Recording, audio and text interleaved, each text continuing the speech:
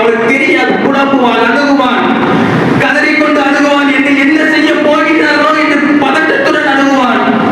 ஆனால் எவன் ஒருவன் நபியுடைய சுன்னத்தை பேணி பாதுகாத்து ஒவ்வொரு சுன்னாவையும் தன் உயிருடன் இணைத்து எந்த ஒருவன் தன்னுடைய சுன்னத்துகளை பேணி பாதுகாக்கின்றானோ அந்த மனிதன் கூறுவான், என்னுடைய நபி, என்னுடைய பெருமானார் முஹம்மது முஸ்தபா ஸல்லல்லாஹு அலைஹி வஸல்லம் அவர்கள் என்னுடைய இறுதி தூதர், என்னுடைய இறுதி நபி என்று அந்த மனிதன் கூறுவான்.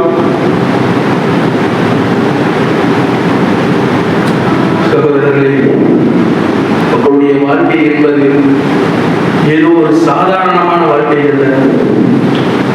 இன்னொரு வரலாறை கூறுகிறேன். என்னவென்று சொன்னால், உஸ்மான் ரலியல்லாஹு அன்ஹு அவர்கள் தெரியுதான், உஸ்மான் ரலியல்லாஹு அன்ஹு மூன்றாவது கலீஃபா.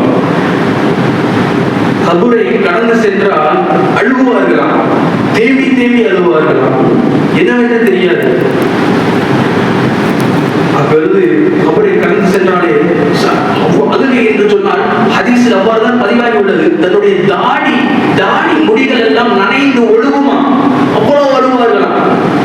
அப்பொழுது கூட சுற்றியுள்ள சஹாபாக்கள் கேட்பார்கள், உஸ்மான் இப்னு அஃபானே, எதற்காக இந்த கபரை பார்த்து நீங்க கபரை கடந்து சென்றால் மட்டும் ஏன் இவ்வளவு அழுகிறீர்கள்?